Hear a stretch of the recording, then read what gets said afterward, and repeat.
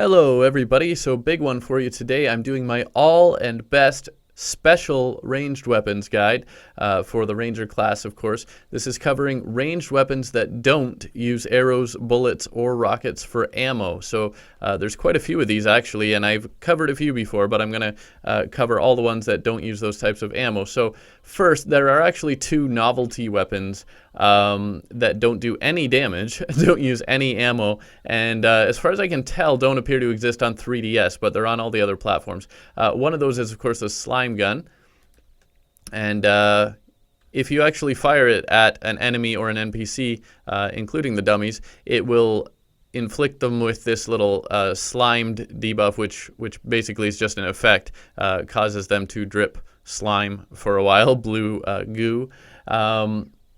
And similarly, very similarly, is the water gun. Very similar effect. Instead of slime, it shoots water. Again, no ammo or no damage. And instead of a darker blue slime, it's a lighter blue water droplet that will come off of them for some time there. So the slime gun is dropped by King Slime. It's a 2 out of 3 chance, 2/3 chance. And the water gun is sold randomly by the traveling merchant. Sort of, again, a novelty item.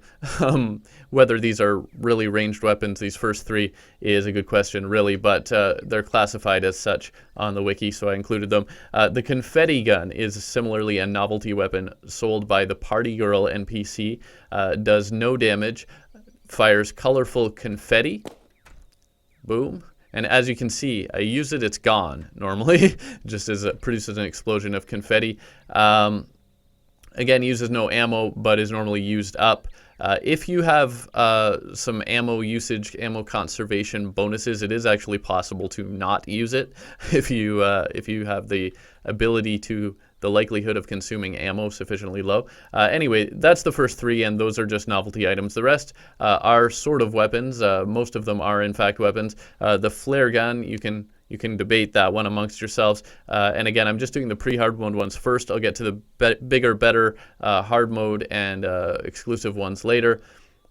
So flare gun, of course, is pretty common, found in gold chests underground, fires flares. The gun itself does 2 damage, the flares do 1, so that's 3 total. It lights enemies and NPCs on fire.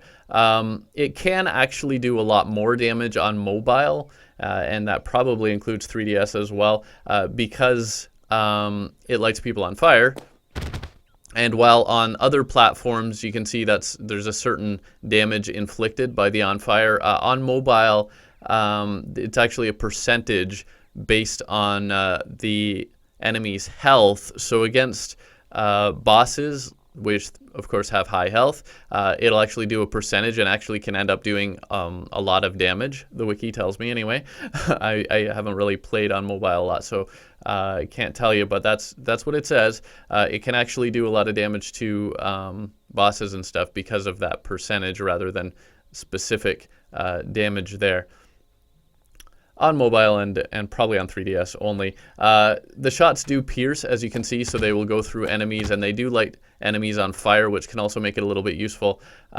If you combine it with flower boots, the flower boots item, which regrows grass, you can actually fire a flare into the ground and regrow the grass, and it's actually a really fast way of farming for bait. You can get a lot of bait really quickly by just firing a flare into the ground, standing there and swinging your net, basically, because it will destroy that grass about as fast as it regrows because of the boots, and lots of little critters will spawn, and you get your bait. Anyway, moving on to let's say proper weapons. The Snowball Cannon you can also find early on in pre-hard mode. It's found in ice chests in the underground snow biome. It uses snowballs as ammo. Now you can craft snowballs and just throw them, but this of course will be a little bit better if you fire them out of the Snowball Cannon. You make snowballs from snow blocks, which of course you mine up from the snow biome itself. On non-updated platforms, it's actually gotten fairly boosted with the update. On non-updated platforms, it's 5 base damage for the cannon and 4 for the snowballs, so a total of 9 base damage before the update. Since the update, that's been boosted to 10 for the cannon and 8 for the snowballs, as a total of 18 damage, which actually makes it potentially a very effective weapon early on. If you happen to find it early enough, it actually can be quite useful. So as you can see, doing decent damage here, you know, if you're starting out in the game. And just to reiterate, you can craft, I only had a few snowballs ready there, so you can craft snowballs from snow blocks. I think it was 10 on the pre-updated platforms. It's 15 since the update that you get for a single block. And that'll keep me in snowballs for a while. And of course, snow is pretty plentiful, so that's another advantage of it early in the game. And similarly speaking, very early on, you can find blowpipes, if you're a little bit lucky, in wooden chests near the surface or underground. These use seeds or darts as ammunition. And early on, if you have the blowpipe or the blowgun in your inventory and you go around in areas with grass, when you cut the grass, you'll get seeds, and so it's free ammo. It's literally just free ammo, and the base damage is reasonable. It's 9 damage for the blowpipe itself, and then of course whatever ammo you're using on top of that. These are not the plantable seed types that you get for, you know, day blooms and so on. It will not fire those. It's just the ones that you get from the grass, which you only get if you have either of these weapons, the blowpipe or the blowgun that I'll talk about in a second, in your inventory. And you get that from just cutting weeds in the grass.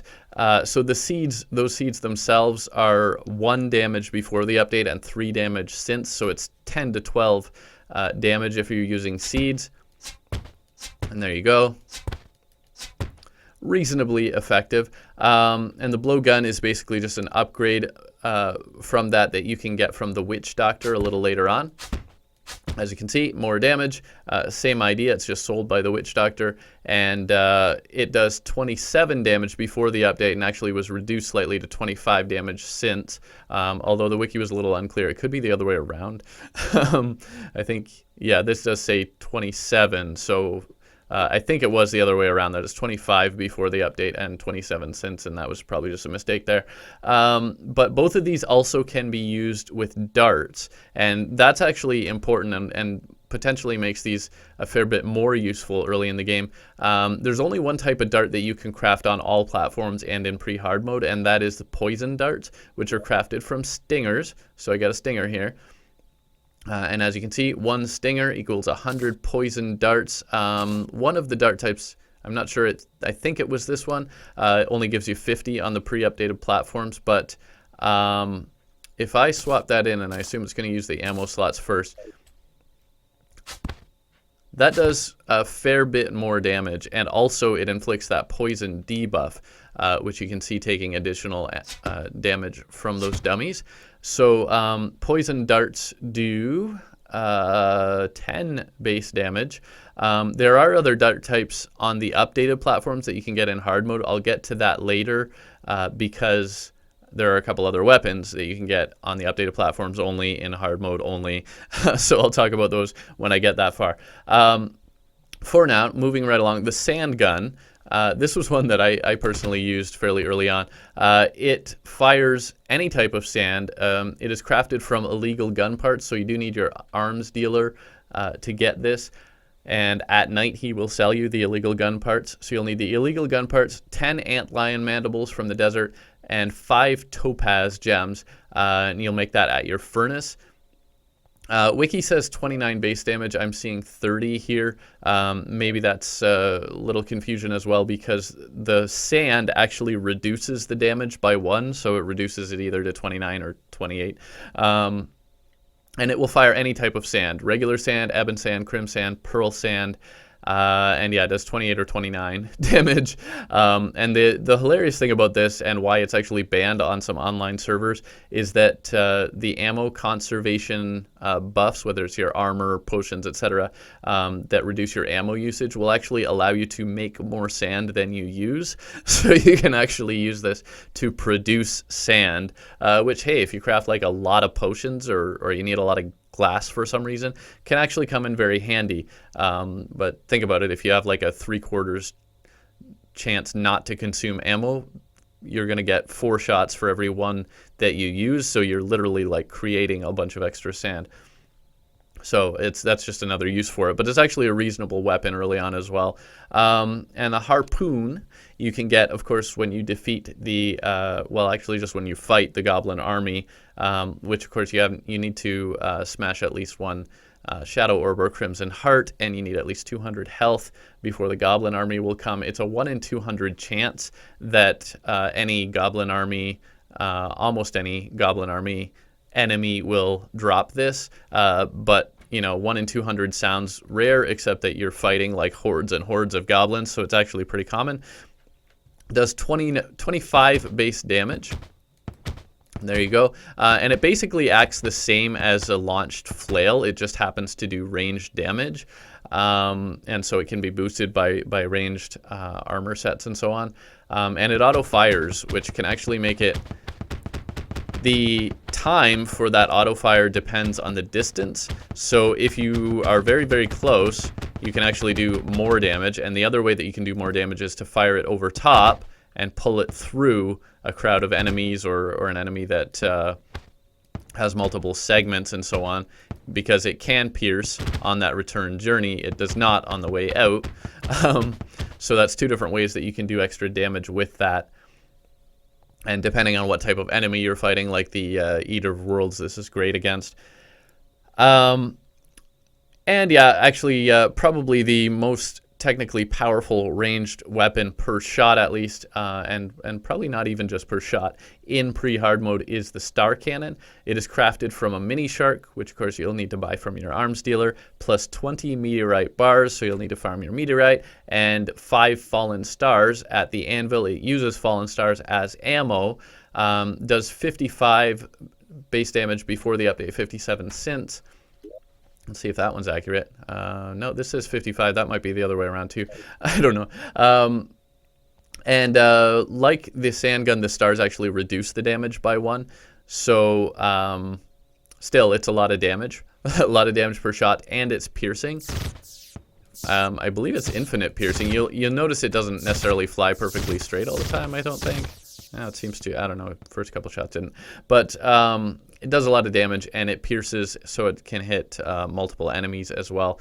Very powerful weapon. It's only limited by the fact that it uses fallen stars as ammo, and of course it's hard to get a large number of those. Best way is probably to build a sky bridge and collect them just by running across the sky bridge at night. But you can only fire as many shots as you have fallen stars, so that's the only reason that it's not like horribly overpowered. But one more that I'm going to cover for pre-hard mode is the Paintball Gun. And Paintball Gun you can actually get pretty early on. All you need is your painter NPC. But this Paintball Gun is only on the updated platform, so this is the only one in pre-hard mode that's exclusive to the updated platforms. It's a 1 in 10 chance that it will drop when your painter NPC is killed. So if you just happen to get it because he died, or your NPCs died a lot, or you're just feeling a little murdery, you can get the Paintball Gun. You can, of course, just murder your painter a bunch of times until you get it, if you're feeling a little sadistic or you just really want it. But the thing about this is that it uses no ammo. It has 12 base damage, which is not as big as some of the ones I've mentioned, of course, but it's very useful because it fires 3-shot bursts. And again, it uses no ammo, so it's basically free, has a good range, and so yeah, I mean, 3-shot bursts, free ammo, and yeah, as you can see, does a reasonable amount of total damage, so that is pretty useful. And if you get your painter early on and you don't mind a little bit of murder, or you just happen to get lucky, it's basically just a really easy, free way to do reasonable damage early on in the game. So I'm just going to swap some stuff out, and we'll talk about hard mode special ranged weapons. All right, and we're back with hard mode ranged special ranged weapons, and we're going to kick it off right with the coin gun, actually, because the coin gun is one of the earliest ones that you can get in hard mode. You can get it anytime after you've smashed one of the altars, because after that your pirate invasion can happen. However, it is very rare. It is dropped, very rare drop from pirate invasion enemies, so likelihood is that if you really want one, you're going to be farming approximately forever, because it is a very rare drop from most of the pirate invasion enemies.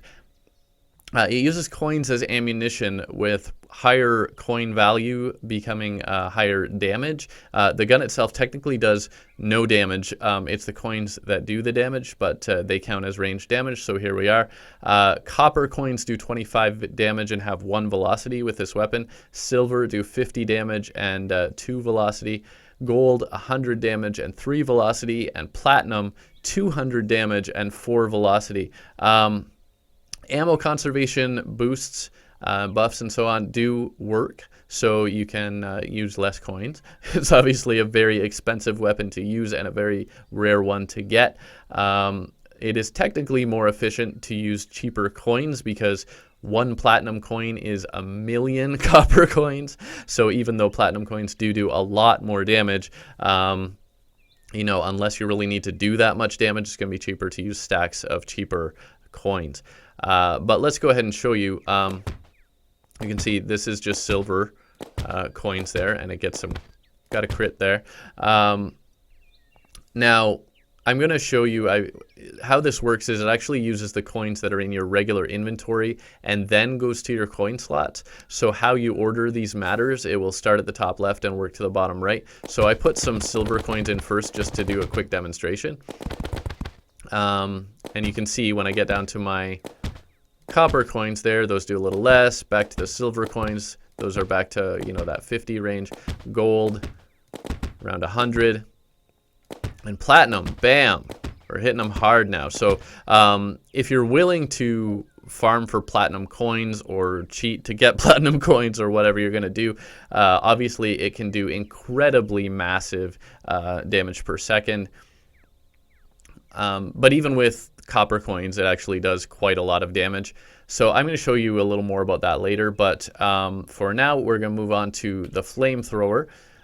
This actually technically is a little bit later, but you're more likely to be able to get this reasonably early in hard mode. Is crafted from 20 iron or lead bars, plus illegal gun parts, plus 20 souls of fright, which means you need to defeat Skeletron Prime to get the Flamethrower.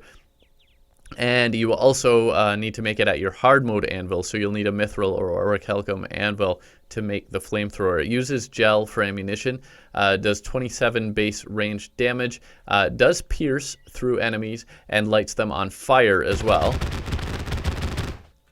So you can see there, rapidly does a lot of damage against multiple targets, which can make it very good versus bosses, particularly the Destroyer. If you line up the Destroyer and fire it kind of through a few of the segments there, that can do a lot of damage. I think the Destroyer, if I recall, is immune to the fire part, but it can still do a lot of damage, especially any enemy that's not immune to on fire. It's you know, going to help certainly a lot to have that.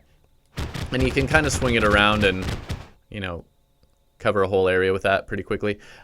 So it's a pretty good weapon and one that I have used myself. I'm going to move on next to the Stake Launcher, and actually this and the next two after it are drops during the Pumpkin Moon event. So this is a little bit later in hard mode. The Stake Launcher is a drop from Morning Wood, which is one of the mini bosses in the Pumpkin Moon. It uses stakes as ammo. You get a few with it, and then you can buy more if you have the weapon. Does 75 base damage for the weapon and 25 for the stakes themselves. Has a slightly higher critical strike chance at 14%, where most things have 4%. And it also gets a huge boost against vampires. It does around 5,000 damage to vampires versus 100 normally. So the other thing about it is, as you can see, it pierces. Shoots right through those, shoots that stake very, very quickly. And so that can be useful, you know, against large groups, invasions, and so on, and a pretty good damage at about 100 normally as well. And also, as I say, another drop during the Pumpkin Moon. This one from the Pump King mini boss. This is the Candy Corn Rifle, and it uses candy corn as ammo. Again, you usually get some with it, and you can buy more if you have the gun. It does 44 base damage plus 9 for the ammo itself. So that's 53 if my calculations are correct. The thing about it though, although that damage is lower, you'll notice if I do the Stake Launcher, you know, it's a reasonable rate of fire, but the Candy Corn Rifle fires faster. So lower damage, faster rate of fire, I'm not going to calculate the DPS, but you know, there's an offset there. And the other thing about it, as you can see, it does pierce through 2 and hits a 3rd target. Stake launcher goes through all of them. I'm not sure if there's a limit, but candy corn rifle will pierce a little bit as well. And another one, last drop that I'm going to mention from the Pumpkin Moon, that's a special ranged weapon, is the Jack-o'-lantern launcher. It is a drop from Pumpkin as well, just like the candy corn rifle. Fires bouncing explosive jack-o'-lanterns, uses those as ammo, comes with some, and you can buy more if you have it. And boom. These do bounce quite a bit, actually, and as you can see, they are affected by gravity. You can actually see that bounce back up there. And the ground's a fair ways down, so it bounces pretty high. Let's just go over here so I can bounce it around a little. Yeah, they're pretty bouncy. And obviously an explosive area effect when they hit a target. So it's pretty useful, and those explosions will not damage yourself, so you can use it in close quarters, unlike a lot of the other launchers that use actual rockets. So it's decent. 60 base damage and 25 for the ammo pre-update, so 85 pre-update, 65 and 30, so that's 95 since the update, so it got buffed a little there. Pretty good weapon. And speaking of invasion events, from a different invasion event, the Frost Moon, you can get the Elf Melter, which is a drop from Santa NK1 during the Frost Moon. Basically, it's an upgraded flamethrower, has most of the same qualities, does 40 base damage rather than, that was 27 for the flamethrower. You can see it also pierces through. Has a little bigger area of effect, I think, as well. So, yeah, it's just better than the flamethrower. And the reason I don't mention specific drop rates for those 4 weapons from the Pumpkin Moon and the Frost Moon is that those rates are very variable. It depends how far along in the event you are and so on. You won't get them too easily, but if you persist in fighting those enemies, you will get them eventually. Now, the Piranha Gun. Piranha Gun's pretty awesome. You get it from the jungle chest in the dungeon. It requires a jungle key. You can get the jungle key anytime in hard mode, but you can only use it after you've defeated Plantera. This Piranha Gun fires a single piranha, which, as you can see, as long as I hold the fire attack button down, it continually does damage. And obviously that can be very useful. It's good against teleporting enemies because it will actually teleport with them. And it's good against certain other enemies like the Golem and Dungeon Guardian. It can actually stun block the Golem's arms so that the Golem can't reach out and hit you with its arms.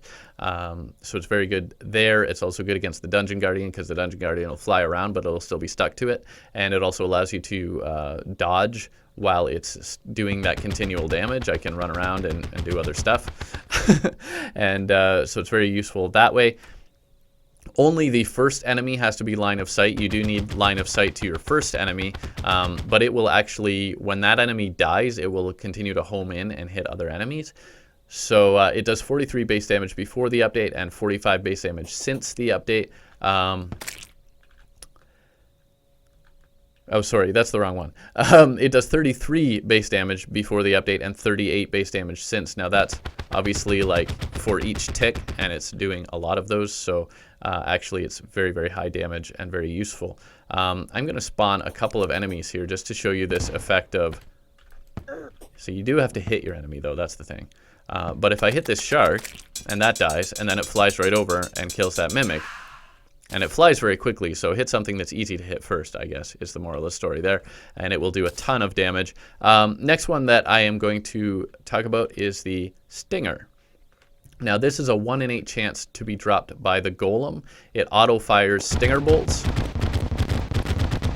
Obviously not too quickly, but they have an area effect, and not only that, if you look closely, there's this shrapnel that bounces off and causes additional explosions. So first it explodes, and then the shrapnel bounces off, which also explodes.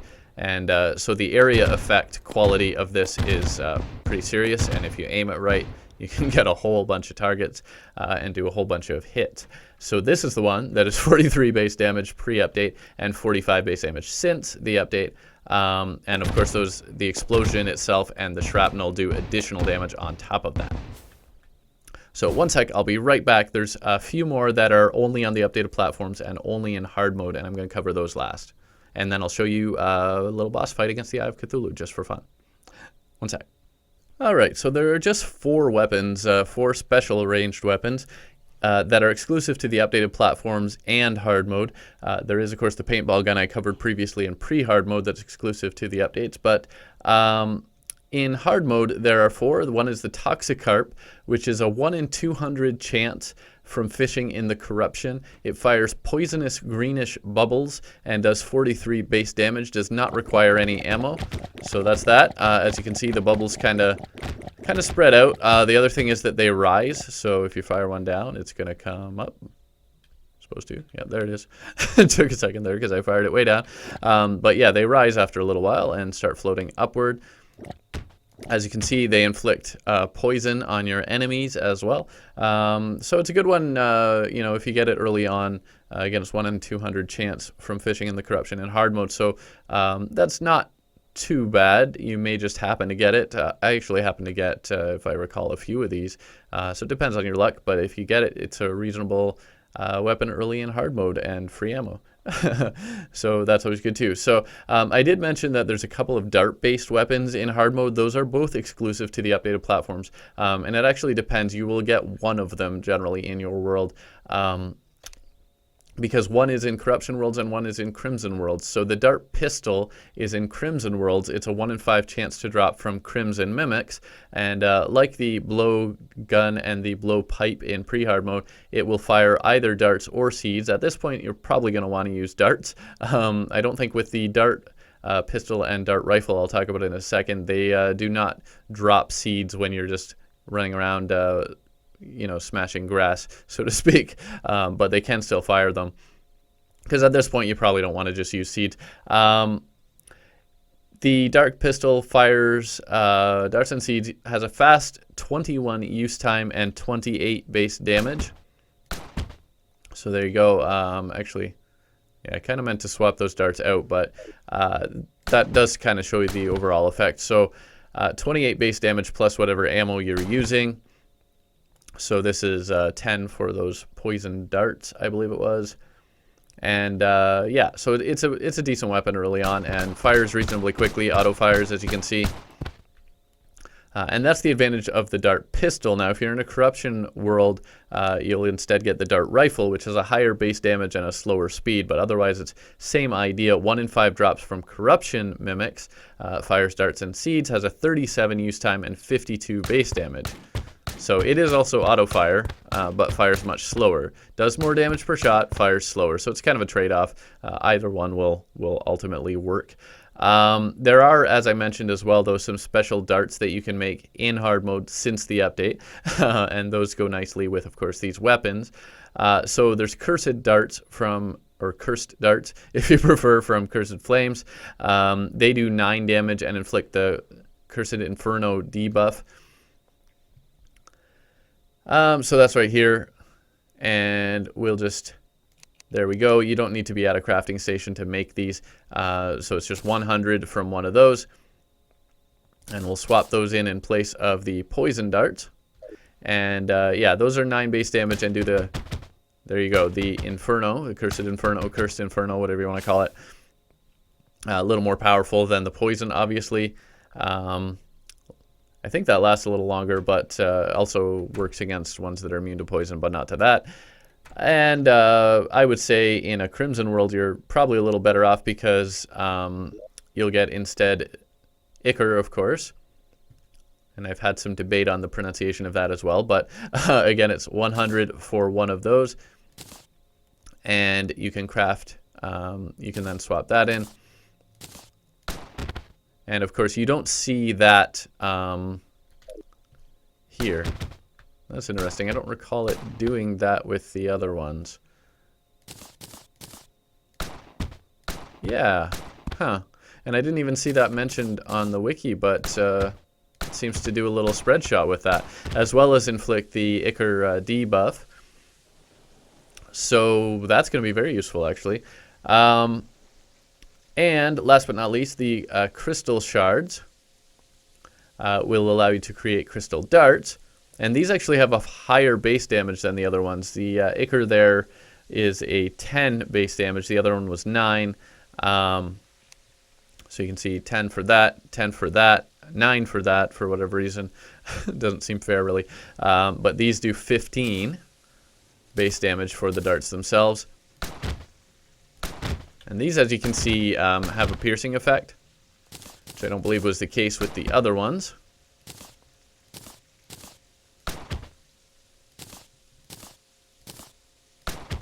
Yeah, so they're the only ones that have that piercing effect. They will also ricochet, so you can bounce them off of blocks. And as you can see there, you can do little trick shots. I have a wall back here.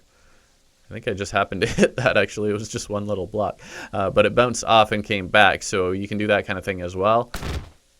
Looks like there's a limit on the number that they'll pierce, so it seems to only hit that one. So that would be pierces 6 and hits a 7th. But that's obviously going to be very powerful against, you know, invasion enemies and bosses or other enemies that have multiple segments, worm-style enemies, and so on. And yeah, it's the piercing and ricochet for that, as well as the higher base damage. So very useful there as well. And last one I'm going to cover, last weapon I'm going to cover, again, these 4 were exclusive to the updated platforms and hard mode. This is the nail gun. And nail gun drops from the nail head enemy during solar eclipses after you've defeated Plantera only. It uses nails as ammo. Again, like with some of these other ones, you get some with it, I believe, and then you can buy more if you have it in your inventory. And as you can see, you fire it, sticks to your enemy or to a surface, and then explodes after a delay. So base damage of the weapon itself is 85. It says, but obviously it doesn't work that way. See, it says that here, but as you can see, the actual impact does not do a lot of damage. It's actually the explosion afterwards. And it says 85 base damage and then 30 for the ammo. I'm seeing actually bigger than that for the explosion. But there you go, because that would be 115. And these are generally doing more like closer to the 150, 130 to 170 range. There's a pretty wide range there. But obviously area effect, it does fire reasonably quickly, so you can do a lot of damage with that. So that's basically what I wanted to show you as far as the weapons. Now let's just demonstrate a few of them against our good buddy, the Eye of Cthulhu. And it's almost the perfect time to do that. So let's see, which weapons should we demonstrate? I've got the coin gun. Actually, I'm going to... yeah, I don't have a lot of coins there. So let me grab a few more coins from my little stash here. I'm just going to show you the difference. I'm going to do copper and silver because I don't want to waste too much of my coins. If you're a big spender, you can use better ones and do a lot more damage. But this will do the job. And so yeah, let's swap in the coin gun here. Hey, buddy. Want some coins? So yeah, I mean, copper is okay, but I'm going to run out of those. Did I run out of those yet? No, 28 more. Let's just swap them. Silver, you can see, taking him down a lot faster. And you can imagine if you go to gold and platinum coins, you're going to do a ton of damage to your buddy, the Eye of Cthulhu there. So coin gun is going to be like ridiculously powerful if you're lucky enough to manage to actually get it.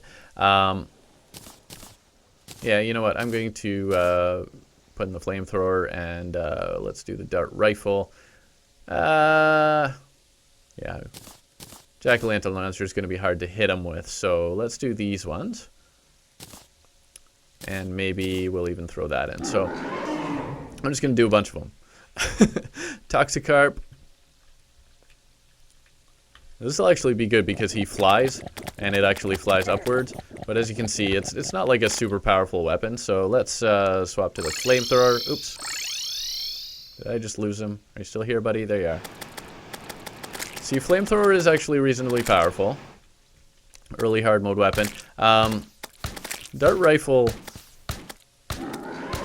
you know, it's slow, but it's pretty good per shot, and you can use it with those different darts that have the debuffs. So nail gun, this is gonna be funny. Boom, he's dead. Yeah, nail gun's pretty powerful, obviously. And let's summon him one more time, and we're probably gonna wipe him out. I don't know, maybe even before I manage to use all of these.